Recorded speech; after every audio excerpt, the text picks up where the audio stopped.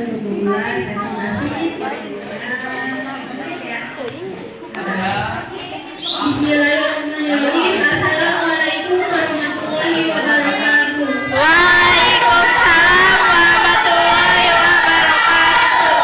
Alhamdulillahirrahmanirrahim. Pertama kami ucapkan puji dan syukur kepada Allah Subhanahu wa taala karena dengan rahmat-Nya kami bisa berada di sini untuk mempresentasi karya tulis ilmiah. Kami juga berterima kasih kepada Bapak Kepala Sekolah yang kami hormati serta Ibu Bapak penguji dan Ibu Bapak guru yang telah hadir di sini.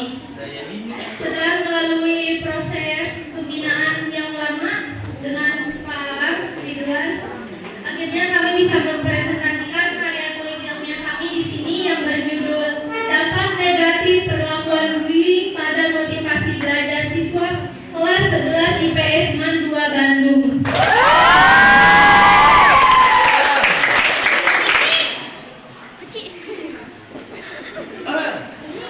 Pertama-tama kita mulai dari bab yang pertama yaitu bab pendahuluan yang terdiri dari 4 subbab. Subbab yang pertama yaitu latar belakang, yang kedua rumusan masalah, yang ketiga tujuan penelitian, dan yang terakhir yaitu manfaat penelitian.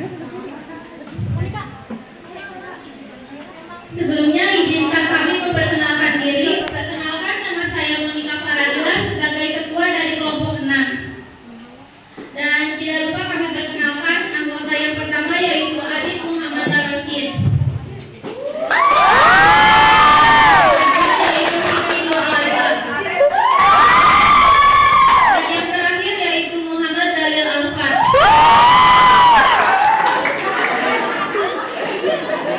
Gagal. Kita lanjut kepada subbab yang pertama yaitu latar belakang.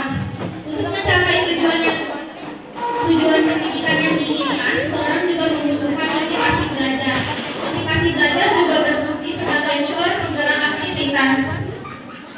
Motivasi belajar siswa juga bisa dipengaruhi oleh beberapa faktor. Yang pertama yaitu faktor eksternal yang berasal dari luar individu dan internal yang berasal dari dalam diri individu. Lingkungan sosial juga bisa berpengaruh terhadap hubungan sosial yang buruk. Seperti contohnya kakak kelas yang merasa dirinya lebih senior dibandingkan adik tingkatnya. Perilaku tersebut juga termasuk dalam perilaku bullying. Oleh Serahe 2005 mendefinisikan bullying sebagai tindakan agresif yang dilakukan secara berulang-ulang oleh satu orang atau lebih yang dilakukan kepada orang lain. Perilaku bullying dapat menghancurkan semangat dan motivasi siswa dan terutama menciptakan situasi yang tidak nyaman untuk belajar.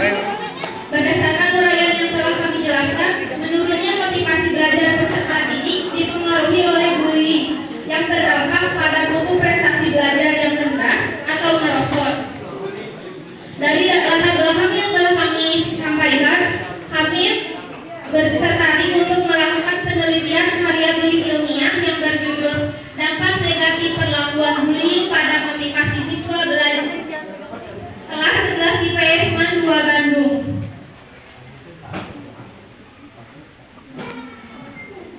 Lanjut kepada subbab yang berikutnya yaitu rumusan masalah. Rumusan masalah yang pertama yaitu apa tanggapan siswa terhadap perilaku bullying, dan yang kedua yaitu apa dampak bullying pada motivasi belajar. Tujuan penelitian yaitu untuk mengetahui bagaimana tanggapan siswa terhadap perilaku bullying, dan yang kedua yaitu untuk mengetahui dampak bullying pada motivasi belajar. Manfaat penelitian agar siswa lebih memahami tentang perilaku bullying dan dampaknya terhadap motivasi belajar. Bener kan video?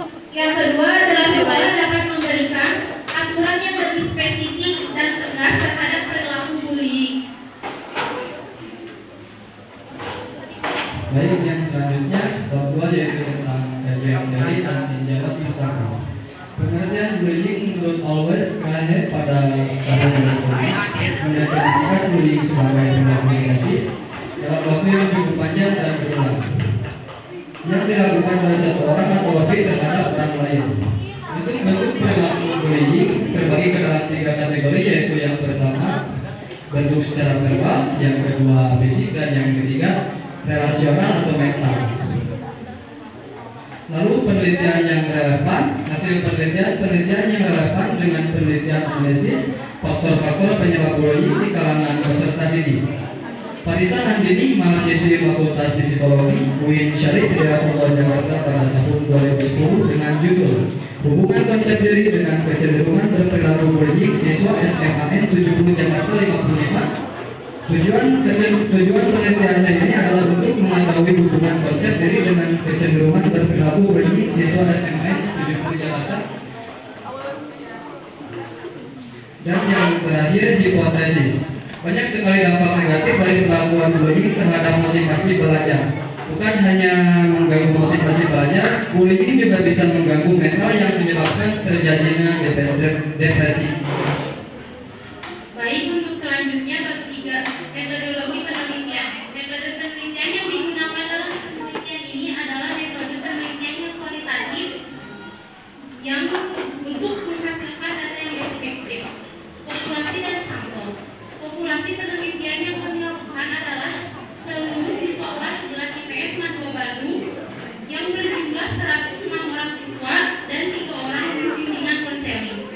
Adapun sampel dalam populasi penelitian ini adalah perwakilan dari total populasi yang ada, yaitu 10% dari masing-masing kelas dan 1 orang guru BK, 1 orang guru mata pelajaran. Teknik dan alat pengumpulan data. Teknik dan alat pengumpulan data yang terbagi menjadi 4 bagian. Yang pertama adalah membuat kisi-kisi penelitian, yang kedua menyusun item, yang ketiga memperbanyak angket, dan yang terakhir menyebarkan angket kepada sampel yang telah ditetapkan. Analisis data. Penelitian menggunakan metode angket tertutup. Di dalam angket terdapat 14 pertanyaan olah pikir yang mencakup topik judul.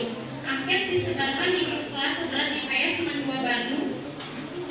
Tempat dan waktu penelitian penyebaran angket tertutup pada hari Kamis tanggal 14 Oktober 2022 bertempat di Madua Kabupaten di Madua Bandung. Kegiatan untuk menyebarkan kuesioner dan bentuk link Google Form dan wawancara langsung. Baik, selanjutnya tingkat bullying dapat tergambar dalam jawaban responden dari kuesioner yang dibagikan bahwa tingkat bullying pada siswa-siswi kelas 11 IPS cukup tinggi. Hal ini ditunjukkan oleh hasil angket. Sebanyak 55% responden menunjukkan bahwa sebagian besar dari siswa-siswi kelas 11 IPS Madua Kabupaten Bandung pernah menjadi korban bullying. Sejalan dengan hasil penelitian yang menunjukkan bahwa yang di lapangan, yaitu Madua Kabupaten Bandung, khususnya di kelas 11 IPS sangat sering terjadi bullying walaupun hanya dalam bentuk verbal. Hasil penelitian. Kesimpulan dari hasil kuesioner yang telah kami berikan, tingkat bullying kelas 11 IPS Madua Kabupaten Bandung cukup tinggi dan responden menyatakan setuju bahwa bullying dapat berpengaruh dan menjadi punya kepada motivasi belajar seorang siswa. Dari hasil wawancara responden menyatakan bahwa bullying adalah kelompok yang istilahnya punya kuasa atau kelompok yang lebih kuat, lalu menindas kelompok yang lebih lemah. Bullying yang terjadi di Madua Bandung tidak terlalu tinggi. Perilaku bullying yang terjadi dari tahun ajaran lalu hanya dialami oleh beberapa orang yang belum beradaptasi, dan rata-rata bullying yang terjadi itu bullying yang berbentuk verbal, seperti ngejek atau mengucapkan sesuatu kalimat yang biasa saja tetapi akan menjadi bisa menjadi masalah untuk pihak melemah. Cara penanganannya dengan melakukan pendekatan orang yang mengalami bullying. Kita ajak diskusi dan kita kasih penguatan yang berasal dari jelasnya.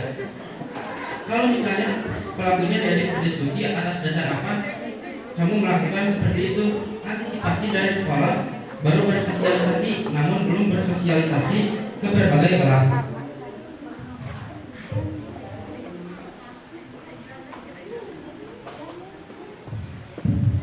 Lanjut kepada bab yang terakhir, yaitu penutup yang terdiri dari 2 subbab, yaitu kesimpulan dan saran. Kesimpulannya yaitu dari penelitian yang telah kami lakukan dapat disimpulkan tingkat bullying pada siswa-siswi kelas 11 IPS cukup tinggi. Hal ini ditunjukkan oleh hasil dan angket yang telah disebar. Sebanyak 55% responden menunjukkan bahwa sebagian besar dari siswa-siswi kelas 11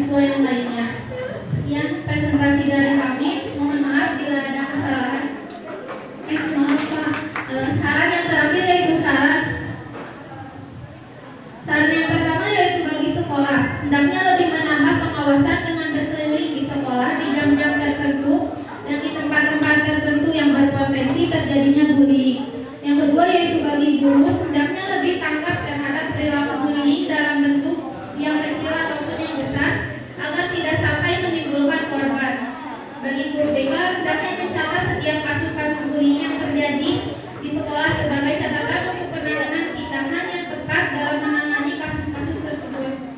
Bagi siswa agar lebih menjaga perkataan dan perbuatan yang mengarah kepada perilaku bullying karena akan sangat berdampak negatif bagi korbannya. Bagi orang tua, hendaknya menjadi panutan yang lebih bersifat positif bagi anak serta menciptakan hubungan yang sangat yang hangat antar anggota keluarga. Sekian presentasi dari kami. Mohon maaf bila ada kesalahan. Selanjutnya tanya jawab bersama penguji. Terima kasih. Sudah satu ya.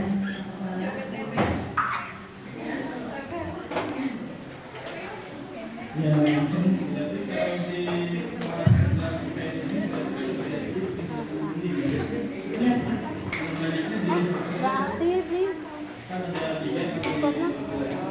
kan ada 3 Lebih dari yang lebih sering terjadi yaitu bentuk bullying yang dalam bentuk verbal seperti perkataan mengejek atau memanggil dengan nama yang tidak pantas.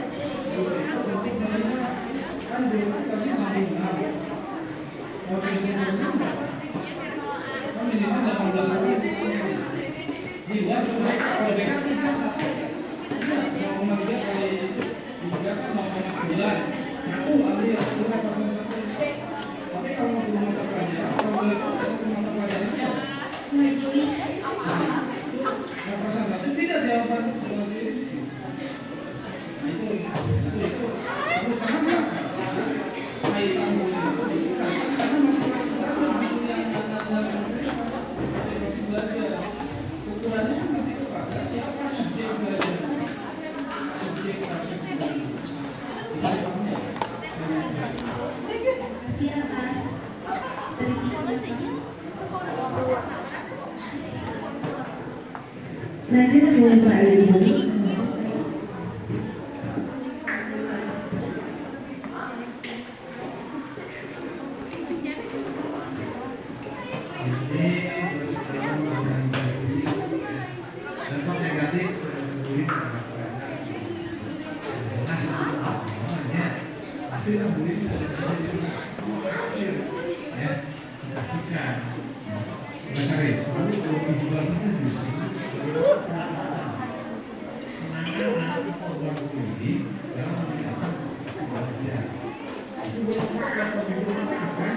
Ini kan hanya menemukan backpacking ya, gitu kan?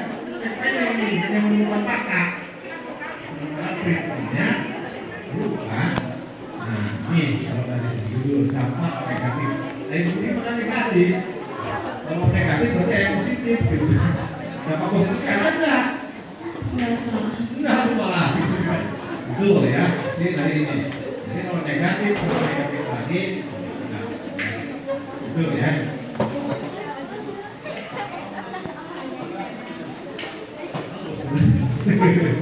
Itu ya. Jadi bullying itu ya pasti negatif. Sudah paham.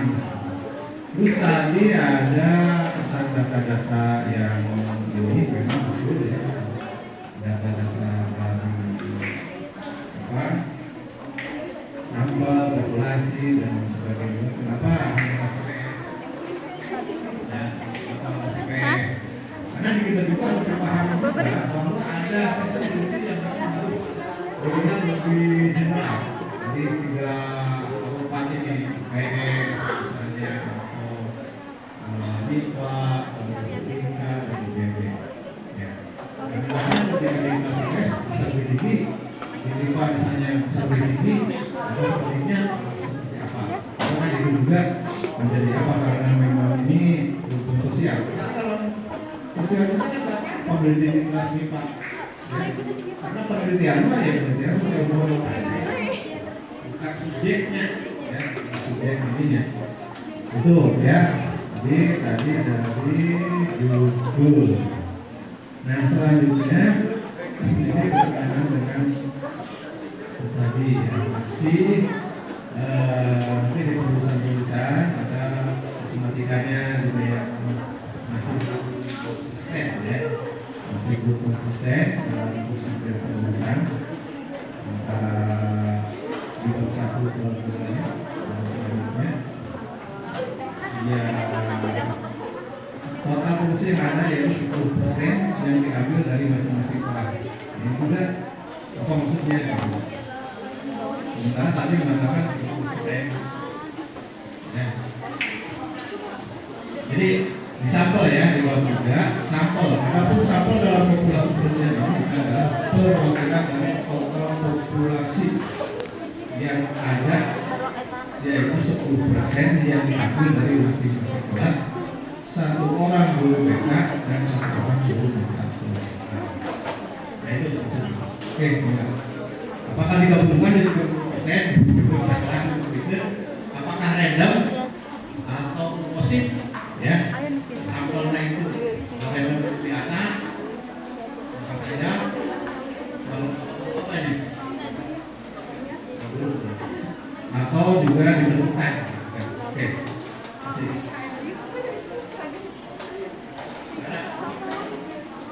Sekarang dari Ibu ya.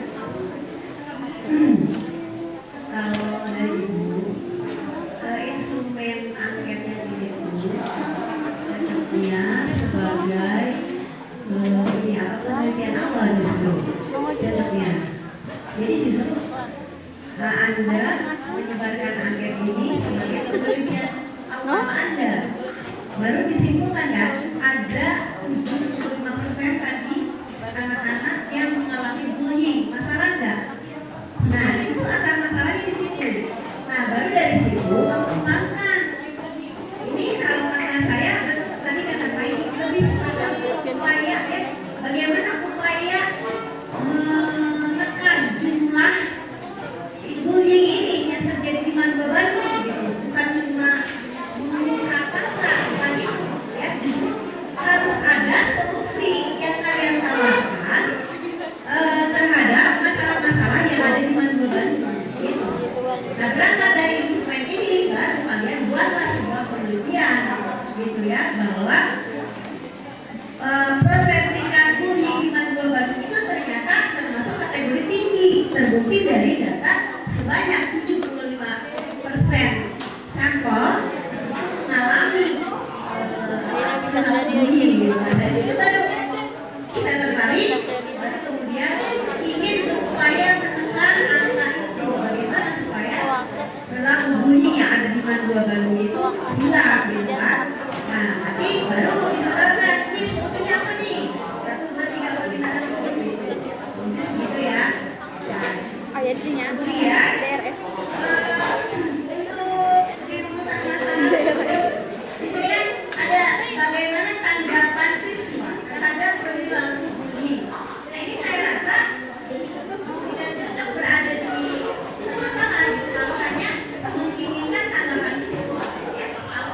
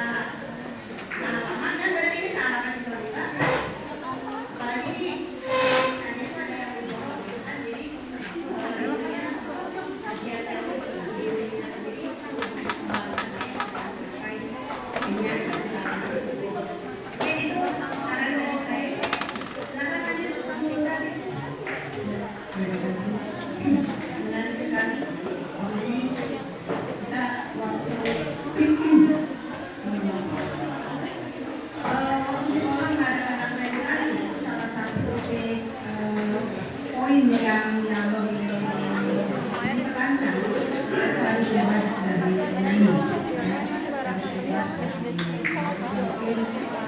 spanduk segala macam yang seolah memberitahu kepada asesor bahwa kita ini sekolah yang tidak setuju, dengan adanya bullying. Nah, tapi ketika ibu di sini ya hasil angket kalian yang kelima, apakah kamu pernah diejek oleh temanmu? Salah satu indikator kemudian diejek ya, bullying secara verbal. Di sini dituliskan 86,1% itu menjawab iya. Ada yang sering dan ada yang pernah. Yang pernah 75%, yang seringnya 11,1%. Sementara yang pernah itu 13,9%. Jangan-jangan yang 13,9% inilah pelaku bullyingnya. Bisa jadi seperti itu. Itu yang pertama. Kemudian yang kedua, di saran kalian itu hanya menyarankan kepada pihak yang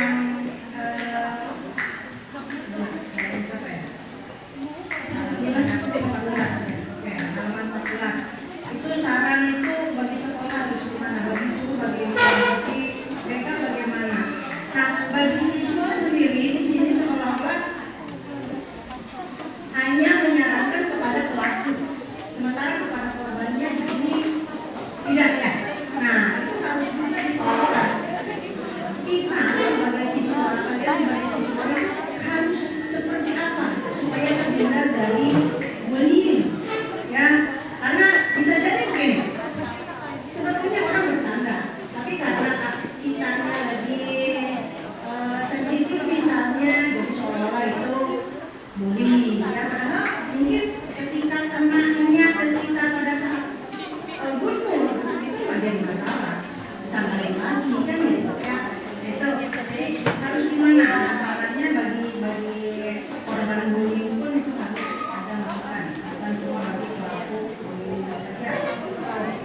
Kemudian apa lagi ya? Sebentar. Ibu mau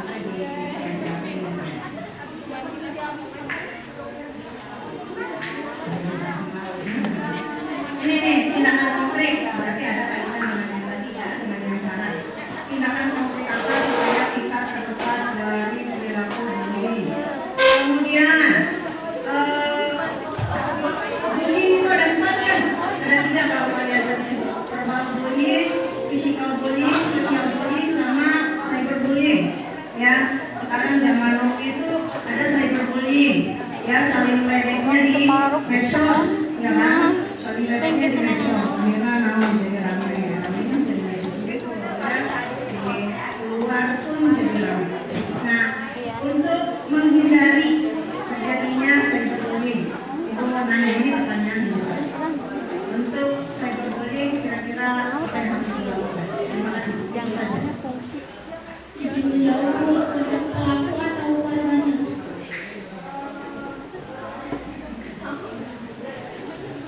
Pertanyaannya tadi apa penanganan bullying dari cyberbullying?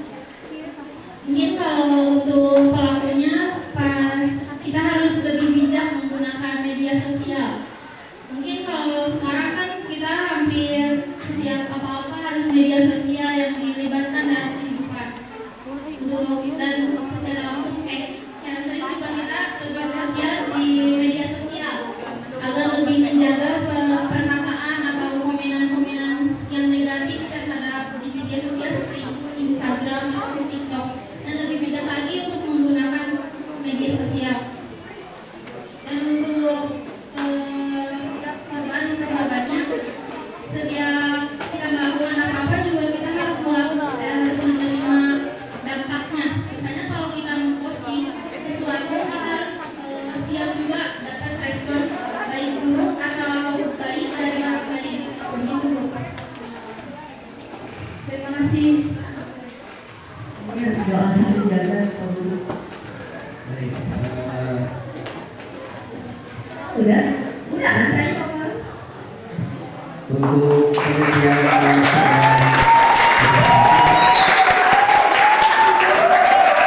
yang pertama koleksinya di Asia ya, kemudian fenomena tembak guling itu tadi dimunculkan dari hasil penelitian angka itu sebenarnya bisa jalan untuk fenomena kajian teori juga kemudian dilengkapi. Kemudian yang Bapak coba sampaikan adalah ini tentang kira-kira nih program lanjutan apa yang akan coba dikembangkan oleh anda sekalian sebagai peneliti tentang anti bullying untuk Kota Bandung. Coba kira-kira bikin program anti bullying seperti apa yang nanti akan coba dikembangkan.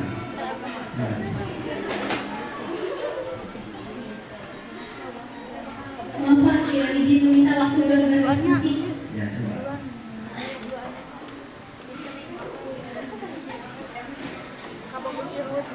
Karena nggak kebayang nggak kira-kira program anti bullying.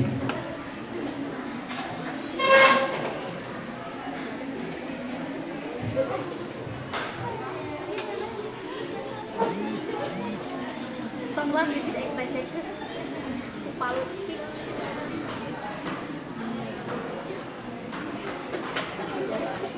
Oke, baik ini jadi PR saja ke kalian ya. Coba nanti dipikirkan kira-kira kalian sebagai peneliti itu kan harus ada produk penelitian lah istilahnya ya. Jadi produk penelitian itu nanti program-program depan yang akan coba dikembangkan seperti apa ya dalam anti bullying di Indonesia ya, supaya nanti hasil penelitian yang telah dilakukan itu betul-betul bisa memberikan manfaat untuk bullying ya. Terima kasih.